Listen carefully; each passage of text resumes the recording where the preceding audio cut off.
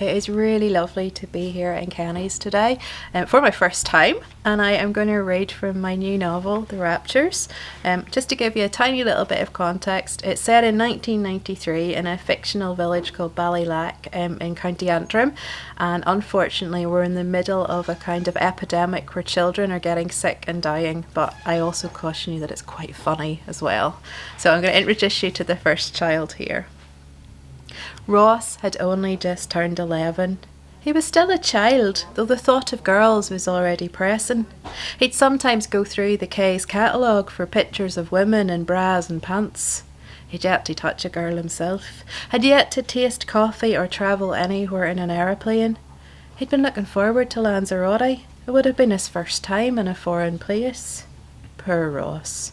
It's never easy going first. There's been no talk of the boys passing yet. It'll be mid-morning before the news spreads. In the houses and farms of Ballylack, people are getting on with their everyday doing. They're feeding the cows and drinking tea, watching telly and heading to bed.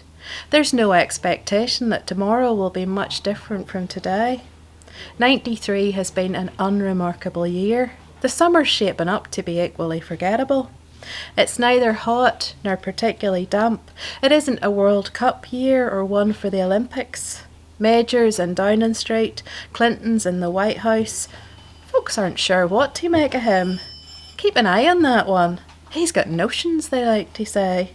There's talk of Clinton wading into the troubles. Word is, he thinks he can sort it out. Let the same fella have a run at it. Better than him have tried and failed. Down south, Ireland win the Eurovision for the umpteenth year in a row. In Your Eyes is the song in question. You'd have a hard time dancing to it, though it's got a catchy hook. Makes a change from the usual earnest shout. Plonk, plonk, plonk, and words about peace. What are the young ones listening to? Shaggy, Ace of Base, Too Unlimited, feel-good Euro hits. Well, they don't sound half so feel-good, pumping through the tinny speakers of the GAA clubs and community centres where Ulster's youth hang out.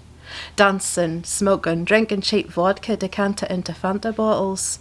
No limits, we'll reach for the sky, the youngsters sing, fists pumping furiously to the beat, black bomber jackets soaking up their sweat. They go buck mad every time No Limits comes on. Sir, it's only a tune to them, not the call to arms it could be. No limits, indeed. What a load of bollocks. These kids hail from Aucher, Clocher and Cullybackey. Say it out loud. Cullybackey. You can practically hear the fences. They couldn't be more limited if they tried. Elsewhere in the province, they're still at it, killing each other with bombs and guns.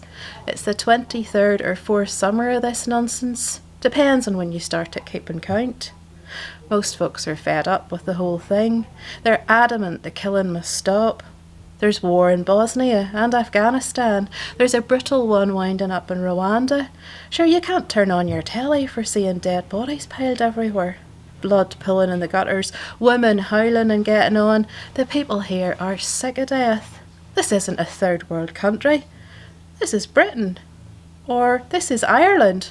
Or both. Or neither, or its own institution, peculiar as a maiden aunt. Either way, it's a civilised country. Sure, it's been a whole 2 years since McDonald's arrived.